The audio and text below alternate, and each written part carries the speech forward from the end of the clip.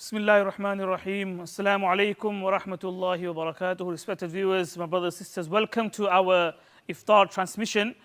افطار کے ان بابرکت لمحات میں نعتیہ اشعار پیش کرتا ہوں. اللہم صلی علی سیدنا و مولانا محمد وبارک وسلم وصلی علیہ.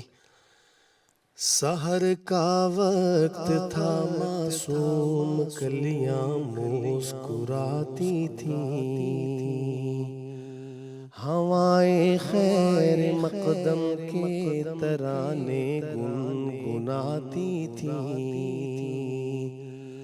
ابھی جبریل بھی اترے نہ تھے کعبے کے منبر سے کہ اتنے میں صدا آئی ہے عبداللہ کے گھر سے. مبارک ہو شہ ہر دو سرا تشریف لے آئے، مبارک ہو محمد مصطفیٰ تشریف لے آئے.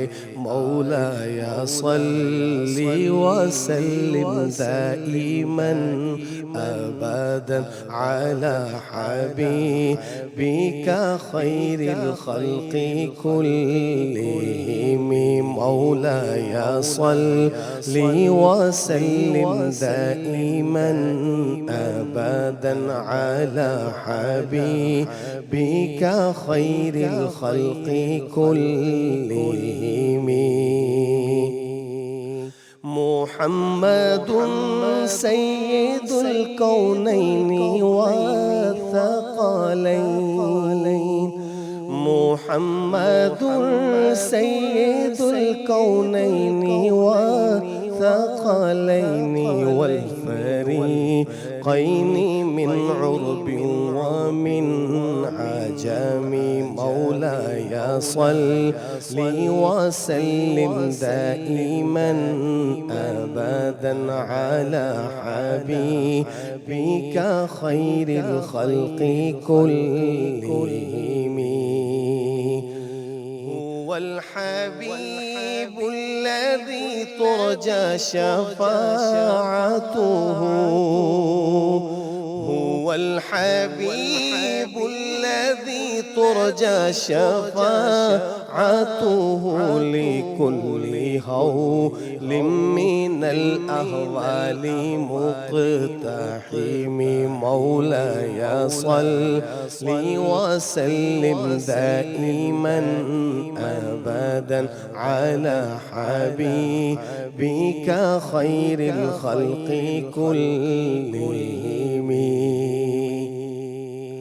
سلام اس پر کہ جس نے بے کسوں کی دستگیری کی، سلام اس پر کہ جس نے بادشاہی میں فقیری کی، سلام اس پر کہ جس نے خون کے پیاسوں کو قوائیں دیں، سلام اس پر کہ جس نے گالیاں سن کر دعائیں دیں، سلام اس پر جو سچائی کی خاطر دکھ اٹھاتا تھا، سلام اس پر جو سچائی کی خاطر دکھ اٹھاتا تھا، سلام اس پر جو بھوکا رہ کے اوروں کو کھلاتا تھا. مولایا صلی وسلم دائما ابدا علی حبیبک خیر الخلق کلہم. مولایا صلی وسلم دائما ابدا علی حبیبک خیر الخلق كلهم. Dua as well in a few moments, and I'm going to go over to Allama Sahib, inshallah. بسم الله الرحمن الرحيم. الحمد لله رب العالمين والصلاة والسلام على سيد المرسلين وعلى آله وأصحابه وأزواجه وذرياته وأهل بيته أجمعين. أما بعد، حضرات ناظرین کرام، السلام علیکم ورحمۃ اللہ وبرکاتہ۔ ابھی ہم اور آپ سید شاہ عزیز الرحمن صاحب دامت برکاتہم العالیہ سے جو عربی نعت سماعت کر رہے تھے، جن صاحب نے یہ کلام لکھا ہے، ان کا یہ کلام بارگاہ رسالت مآب علی صاحبہ الصلاۃ والسلام میں ایسا مقبول ہوا کہ آج بھی سرور کائنات صلی اللہ علیہ وسلم کے روضہ مبارک کا جو مدخل ہے، جس سے اندر داخل ہوتے ہیں، اس پہ جو دروازہ ہے، اس دروازے پر جو تالا لگا ہوا ہے، اس تالے پر اس نعتیہ کلام کا ایک شعر لکھا ہے۔ اور شاہ صاحب نے اس کو جب پڑھا تو وہاں کا پورا منظرنامہ میرے سامنے آ گیا۔ نبی مکرم صلی اللہ علیہ وسلم کے روضہ پاک پہ دروازہ اور اس پہ لگے ہوئے تالے پہ یہ شعر لکھا ہے، هو الحبیب الذی ترجا شفاعته لکل حول من الاحوال مقتحم۔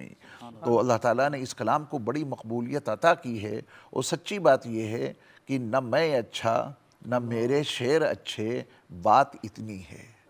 نہ میں اچھا نہ میرے شعر اچھے، بات اتنی ہے، جسے اچھا کہیں آقا وہ اچھا ہو ہی جاتا ہے۔ جن صاحب نے قصیدہ لکھا ہے، اس کو قصیدہ بردہ کہتے ہیں۔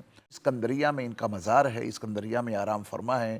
یہ فقیر الحمدللہ مصر کی سرزمین پہ 4 مرتبہ گیا، اور ہر مرتبہ یہ فقیر ان کی قبر مبارک پہ اسکندریہ میں حاضر ہوا۔ قاہرہ سے اسکندریہ تقریباً 250 کلومیٹر کے فاصلے پر واقع ہے، وہاں یہ آرام فرما ہے۔ اللہ تعالیٰ ان کی قبر کو نور سے منور فرمائے۔ ایسا کلام لکھا ہے، پڑھنے والا بھی اس کا دل باغ باغ ہو جاتا ہے، اور سننے والے بھی ان کا دل باغ باغ ہو جاتا ہے۔ اللہ تعالیٰ ہم سب کو پیارے محبوب نبی صلی اللہ علیہ وسلم کی سچی محبت، سچی عقیدت اور اطاعت کرنے کی توفیق عطا فرمائے۔ روزے کے تعلق سے بس ایک بات عرض کر کے پھر انشاءاللہ دعا کی طرف چلیں گے۔ جس طرح زکوٰۃ کے ذریعہ سے مال پاک ہوتا ہے، قرآن و حدیث کے تناظر میں علماء نے واضح کیا ہے، اسی طرح بدن کی زکوٰۃ روزہ ہے۔ جب بندہ مال کی زکوٰۃ دیتا ہے تو مال پاک ہو جاتا ہے، اور جب بندہ روزہ رکھتا ہے تو روزے کے ذریعہ سے اس کا بدن پاک ہو جاتا ہے۔ تو ہمیں اور آپ کو چاہیے کہ اپنے مال کی طہارت اور زکوٰۃ کے ذریعہ سے کرتے رہیں، اور اپنے بدن کو پاک کریں روزوں کے ذریعہ سے۔ جب بندہ روزہ رکھتا ہے تو اس کو جسمانی طور پہ اتنا فائدہ ہوتا ہے، روحانی فائدے کے ساتھ ساتھ روحانی فائدہ تو ہوتا ہی ہوتا ہے، جسمانی فائدہ اتنا زیادہ اس کو ہوتا ہے کہ اس کا بدن پاک صاف ہو جاتا ہے۔ پھر اللہ تعالیٰ اس کے بدن کو جہنم پہ حرام قرار دے دیتے ہیں، کیونکہ جو بدن پاک صاف ہے اس کا ٹھکانہ تو اللہ نے جنت بنایا ہے، اس کو جہنم میں نہیں اللہ ڈالیں گے، کیونکہ اس کا بدن روزوں کے ذریعہ سے پاک ہو چکا ہے۔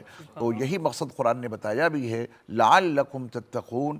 روزوں کے ذریعہ سے انسان میں تقوی پیدا ہوتا ہے، تقوی کے ذریعہ سے انسان کے بدن کی صفائی ہوتی ہے، گناہوں سے بالکل پاک صاف ہو جاتا ہے۔ اللہ تعالی ہمیں اور آپ کو اس عظیم مہینے کی قدردانی کی توفیق عطا فرمائے، دن کے روزے اور رات کے قیام تراویح کا اہتمام کرنے کی توفیق عطا فرمائے۔ دعا چونکہ تمام عبادات کا مغز ہے، اور یہ وقت بھی بڑا مبارک ہے کہ اس وقت میں مانگی جانے والی دعائیں اللہ کی بارگاہ میں ضرور قبول ہوتی ہیں۔ روزے دار کی دعا افطار کے وقت رد نہیں ہوتی۔ الحمدللہ رب العالمین، والصلاة والسلام علی سید المرسلین وعلی آلہ واصحابہ اجمعین۔ ربنا آتنا فی الدنیا حسنہ وفی الآخرۃ حسنہ وقنا عذاب النار۔ ربنا ظلمنا انفسنا وإن لم تغفر لنا وترحمنا لنكونن من الخاسرین۔ ربنا اغفر لنا ولإخواننا الذين سبقونا بالإيمان ولا تجعل في قلوبنا غلا للذين آمنوا ربنا إنك رؤوف رحيم۔ ربنا لا تزغ قلوبنا بعد إذ هديتنا وهب لنا من لدنك رحمة إنك أنت الوهاب۔ ربنا هب لنا من أزواجنا وذرياتنا قرة أعين واجعلنا للمتقين إماما۔ اللهم إنا نسألك من خير ما سألك منه نبيك محمد صلى الله عليه وسلم، ونعوذ بك من شر ما استعاذ منه نبيك محمد صلى الله عليه وسلم، وأنت المستعان وعليك البلاغ ولا حول ولا قوة إلا بالله۔ وصلى الله تعالى على خير خلقه محمد وعلى آله وأصحابه وأزواجه وذرياته وأهل بيته أجمعين برحمتك يا أرحم الراحمين۔